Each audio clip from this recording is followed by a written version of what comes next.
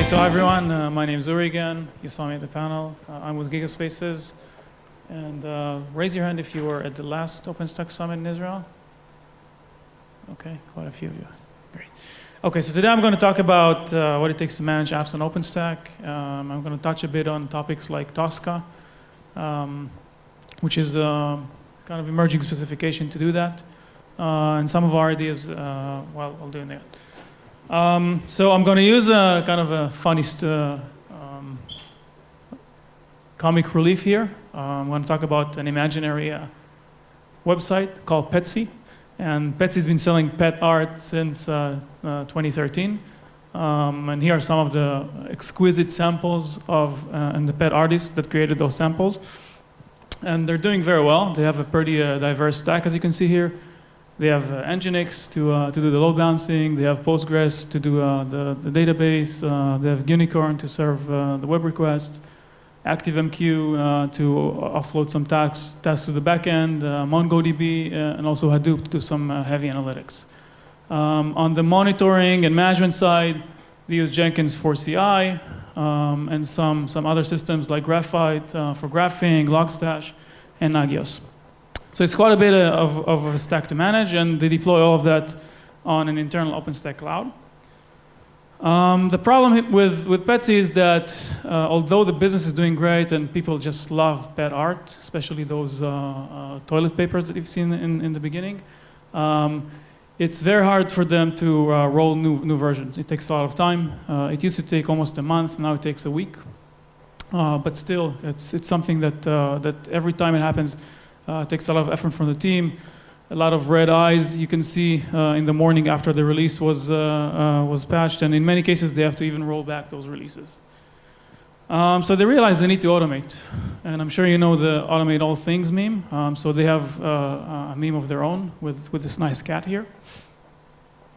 And when they wanted to automate, they started looking at what they really need to do to create useful automation. So pretty soon they realized it's all about workflows and triggers, and let's talk about that a bit. So the first thing they need to do, and that happens almost every time they want to set up a new dev environment or a QA environment, or even sometimes when they roll out a new version, they need to create a new environment and need to automate the deployment of that. And that includes a lot of things. First of all, it includes provisioning the resources on OpenStack. So it's not just about compute resources, it's not just about starting VMs, it's about starting networks. The web servers reside in different network than their database servers. They have a DMZ, and they use Neutron to do that. They use Neutron to create multiple networks as they deploy. They need to allocate or reattach block storage devices to those created VMs. They need to tie all these pieces together to the compute nodes that they create. They need to then configure the servers, which means that they need to install the right software, middleware technologies on top of them. You saw all those boxes at the beginning, all those blue boxes at the beginning, and all of these need to be configured dynamically as the servers because they don't like to use golden images at the cloud level. They want to always use the most recent version of everything. Once they've done that, they need to push the new code to those servers. And while they do that, they need to start the components, and the startup process is not that simple. Because if you look at that picture, there are a lot of interdependencies between the components. For example, you can't start the Unicorn servers before you start the Postgres servers. And once you start the Postgres servers, once you start the Unicorn servers, you need to configure them so they know where the Postgres servers reside. So it's not just about starting the servers. The next process is every time they need to upgrade their infrastructure. So say a new version of Postgres was just released, or a new version of Nginx was just released, and they want to update the version of their infrastructure. They can't take down the servers because they're 24/7 business. And what it means really is that they need to do it in an orderly fashion. So for example, if they have 2 Nginx servers, they need to take down the first one. They need to update it, need to start it back up again, rejoin the cluster, and then take the other instance. In some cases, it also means completely restarting the operating system. It doesn't happen very often, but that sometimes needs to be done, especially when you're attaching and reattaching block storage devices. Another process is application upgrade or continuous delivery. Anyone here is practicing continuous delivery, continuous deployment? All right. So with continuous delivery, it means that a new piece of code has been pushed to their repository. Developers want to push a new functionality into the online service. And this can be triggered either by a CI server. So if there's a gated process like Monty described earlier, it might do all the kind of verifications automatically and then decide to push the code without a human intervention. But it can also be done manually. If a developer wants to push a code and they're certain in what they committed, then they click a button and trigger this whole process. And this process also is not very simple. In many cases, what people do is just roll out the changes to all of their servers, to all of their app servers or their Python servers. But in other cases, or in most cases, people would just rather test the change before they roll it out to all of their servers. So for example, there's a strategy called the Canary Instance, where you push the change to a single instance. You do some sanity checks on that instance, and if that goes well, you push it to the rest of the instances. You can do a red-black deployment. I think Kobe mentioned it during the panel, which means you set up an entire new environment side by side with the existing environment. And that actually uses the first workflow we described, which is deployment automation. So you set up a whole new environment side by side with the existing environment. You check that everything goes well. You route the load balancer, you route all the traffic to the new environment, and you keep the old environment for a while just to be on the safe side. And that kind of goes back to what happens if something goes wrong. You need to roll back the changes, which are also part of that flow. The next flow is node failure, right? And node failures, happen, especially if you have a lot of nodes in your system. And the flow to basically handle that is, first of all, detect that something happened. And detection might not be straightforward. It's not just about ping to the VM. Sometimes it's just a certain process failing, or a disk drive not being available, or a database being corrupted. So you need to detect that this thing has happened. If it's a VM failure, you need to reprovision a VM. You need to attach or reattach this block storage to it. You need to re-add it to the network if you have software-defined networks. You need to reconfigure the applications. For example, if a database node fails, you basically need to reconfigure the rest of the database nodes. And in some cases, you also need to reconfigure the application servers that actually access this database node. So this is also kind of a workflow that you need to go through as you handle this failure. The last flow that we want to talk about is scaling, and this is kind of similar to what you would do with a failure. You need to detect that something needs to change in the way the system is configured.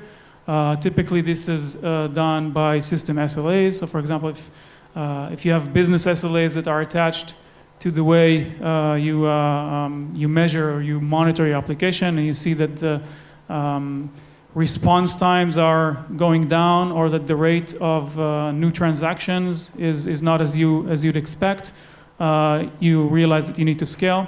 So there's kind of a complex rule there that triggers this thing. Sometimes it's based on schedules. For example, if you're familiar with Netflix, they know that their peak loads are going to be at a certain time of the day, and they make sure that they actually scale their infrastructure before that loads hits the system, so they're kind of ready to cope with it. And when you scale, you need to, of course, add new nodes, of course, provision all the cloud resources that are associated with those nodes, push the code to those nodes, reconfigure nodes that depend on them. So for example, if you want to scale the web tier, and the load balancing tier actually routes traffic to that tier, you might want to reconfigure the load balancing tier. And essentially make sure that everything works after you do that. So it's all about triggering or triggers and workflows that are a response to those triggers. Now I want to take a step back and talk a little bit about automation tools. So how many here are familiar with Chef, Puppet, SaltStack, Ansible? Okay, so there are a lot of tools there. Heat, of course, you guys are probably all familiar with that.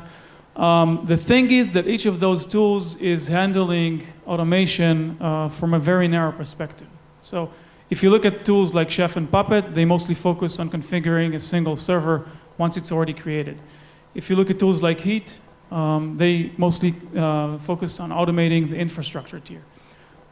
If you look at tools that handle more of the deployment automation, then they focus on the application tier. But really, if you want to execute any of the workflows that I described before, you need to go through all of these tiers. It's not. It's kind of. We call it a three-layer cake. That if you want to eat the cake, you want to touch all those three layers. It's not going to be tasty if you just eat one layer of the cake. Same goes with all these workflows. If you want to heal something, heal a failure in the system, you need to interact with the infrastructure tier because you want to create new resources, or you want to reconfigure existing resources. You want to interact with the middleware tier because you need to reconfigure it or reinstall it. And you want to interact with the application tier because you want to push code or reconfigure the database modules that your application depends on. So it's really about a holistic view of how you would automate things and not just individual tools that you want to use for that.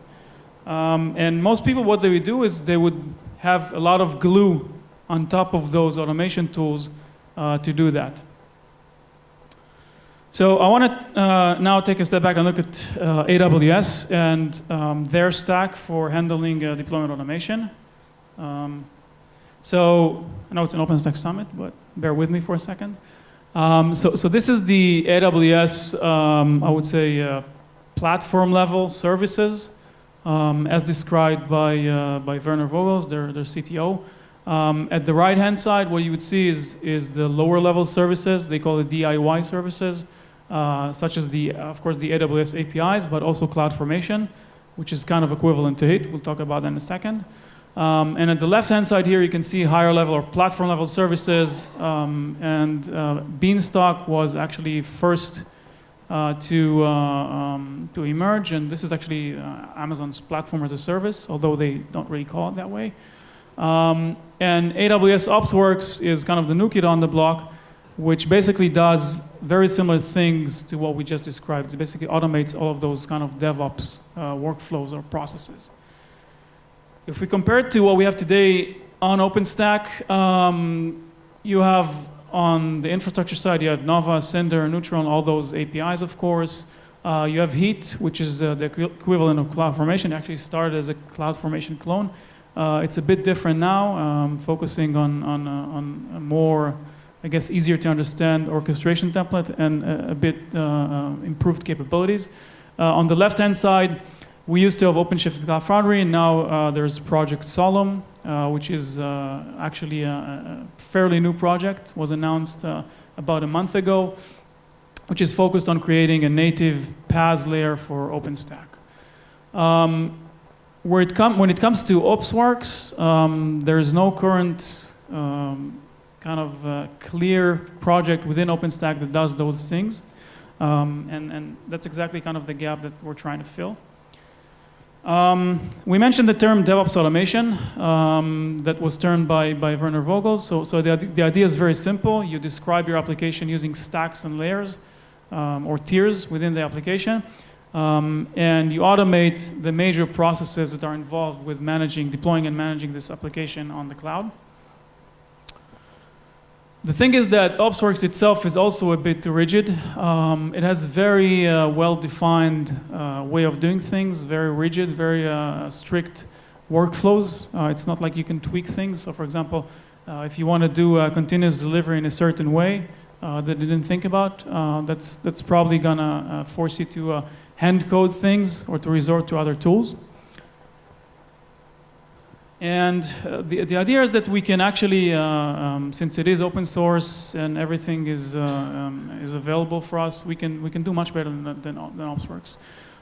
For starters, we want to integrate this with native OpenStack services, like Keystone, for example, for authentication authorization, like Heat for infrastructure creation.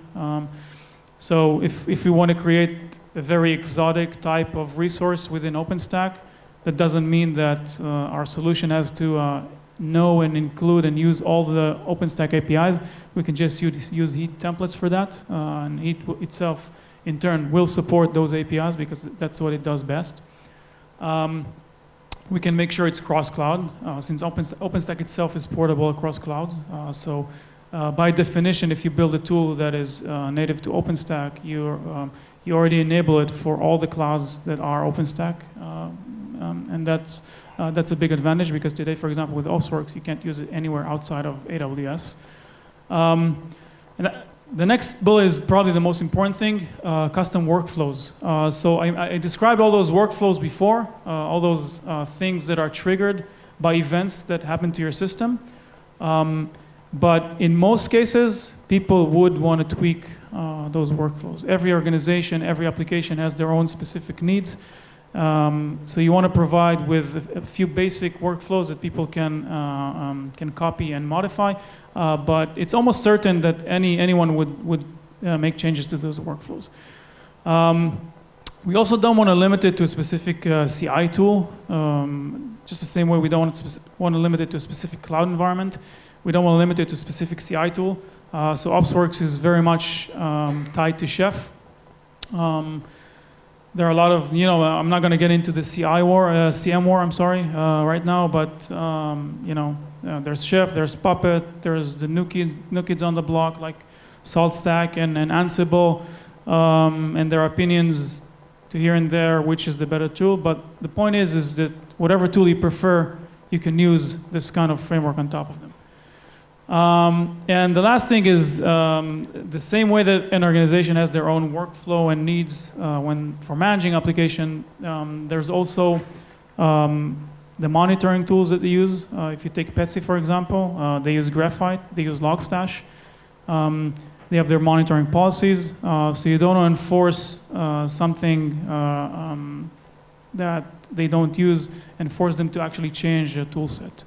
So if they had to use Opsworks, for example, they would have to use CloudWatch. You don't want to force them to do that. You want to allow them, you make the system open as possible to allow them to bring their own monitoring tools. So we understand the requirements, we understand how it's done in AWS and what we can do better. I want to talk a little bit about the implementation now. So I mentioned the notion of Tosca. Anyone here heard about it? Okay, great. So Tosca stands for Topology, Orchestration, Specification for Cloud Application. Yeah, I got it. Took me a while to master that. And essentially, Tosca talks about how you would model application stack or application topologies on top of a cloud. And it has three major concepts. And this is probably the shortest and simplest explanation you would hear to Tosca. So it has application topologies, which basically describes what your application looks like. And we're going to show even a visual example of that in a second. We have workflows, which are exactly what they are. The workflows that help this basically realize that topology and help manage it and maintain it over time. And we have policies. Policies are really the triggers that I mentioned before. Policies basically take input from whatever monitoring tools you may have, and if needed, actually trigger workflows to do remediation work or to fix things or to scale your application. Okay, so topologies, the most simple way topology is consisted of nodes and relationships. A node is not just a server, it's basically anything that is part of your topology. It can start from the most higher level concepts like a network, and then go down to a VM, and then whatever it is that's running within, and whatever it is that's running within the VM. Actually, there's even a layer on top of that that's called a tier. So you can have a network and a tier and a VM, and within the VM you can have a middleware server like a web server or a database, and within that you can have a module, an application module, for example, and you can have actions on those nodes. So for example, if you have a VM, there's an action that's called create, which basically creates or provisions that VM. There's an action that's called destroy. There's an action that's called start, and then there's an action that's called stop. So every one of those nodes has specific actions that are related to it. And if you think about workflows, what workflows really do is triggers actions on top of these nodes. And then we have relationships, basically to model how those nodes interrelate or depend on one another. And relationships themselves also, this is a key thing in Tosca, they also have actions. And let me give you an example, right? So if you have a relationship, let's say we have a web server and a database, and there is a depends on relationship between the web server and the database. A relationship action would be to reconfigure the web server to access that database. So every time this relationship is created and basically the terms or the conditions for that relationships are met, the action is triggered, and that's how the database gets configured with the right details. I'm going to speed up a bit here. Workflows is, like I said, exactly workflows. The main thing to understand about Tosca-specific workflows is that essentially what all they do is trigger those actions on top of the nodes. So a workflow would basically take the topology, analyze it, and trigger the right operations in the right order based on what the topology demands and what the workflow requires. And the last bit is policies. So again, policies basically sit on top of that system, basically sucking all the input that's available for them. Whether it's basic monitoring metrics like CPU and memory utilization, availability indications, for example, if a certain process is up and running, or a certain ping, or a certain URL endpoint is responding, and essentially analyzing those triggers, those metrics, and triggering the right workflow. So it's really about analyzing the topology, acting, installing it, and then waiting for metrics or for information to flow into the system, and this information will trigger additional workflows as needed. So this is what it would look like in kind of in practice in a real design. So you would have a workflow engine, of course, that essentially orchestrates all the workflows. We have some sort of task broker that enables the workflow to push, actually to execute those actions. And the main component of the system here is at the bottom here is the agent and the metric selector. So an agent basically sits on any node in the network and understands how to receive those operations, those tasks that I mentioned before, and to execute them. Anyways, to make it more visible, this is what a topology would look like in real life. And this is actually, you can't see it very well here, but essentially you would see the exact relationship and layout of things. So there's a network tier at DMZ, for example, at the back here. It's kind of faded out. And then there's a web host, and within the web host we have a web server, and within the web server we have a web module, and that's connected to an app host, and so on. Now I wanted to show a real demo, but I don't have network here, so what I'm going to try to do, kind of reloaded things in advance. Let's first describe the demo, I'm sorry. So the real demo, and if you want to see it live, visit us at the demo booth outside. Basically installs an application called Mezzanine. This is a Python CMS, and what it does is really create the VMs and the network on top of OpenStack. In this case, it's using HP Cloud.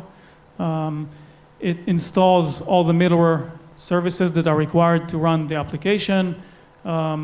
It creates the application models like the database on top of Postgres, or the Python app on top of the Unicorn containers.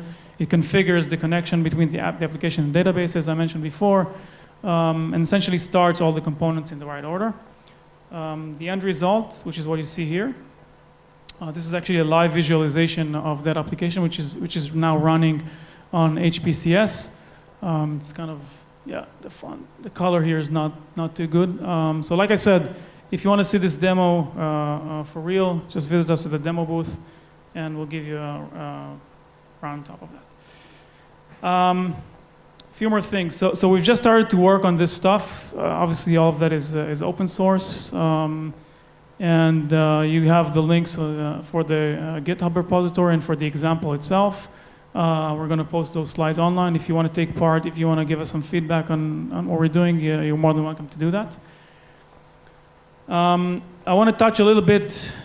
How much time do I have, Nati? Like a minute, 2 minutes? Okay. A little bit of how it would relate to other OpenStack projects. So there are a few areas within OpenStack that overlap or kind of do similar things. And also the panel, I mentioned that we're going to be involved in some of them. So regarding Tosca and the DSL around Tosca, there's a very, I would say, very vibrant discussion around that in some of the OpenStack projects, mostly Heat. There's a new project called Mistral, again in StackForge, which implements the workflow piece of things. The idea is to create workflows as servers, similar to what Amazon does.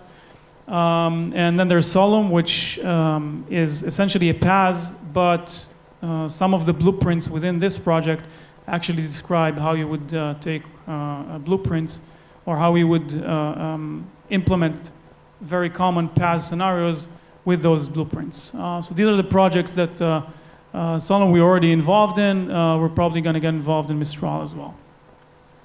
Another thing that we're kind of heavily involved in is the Tosca specification itself. We've been dealing with spec leaders there and contributing our ideas to that specification. So that's also an area of activity for us. Last thing I want to mention is we're hiring. I think I said it at the panel as well. We look for talented DevOps engineers with strong operational backgrounds, but also hands-on development experience.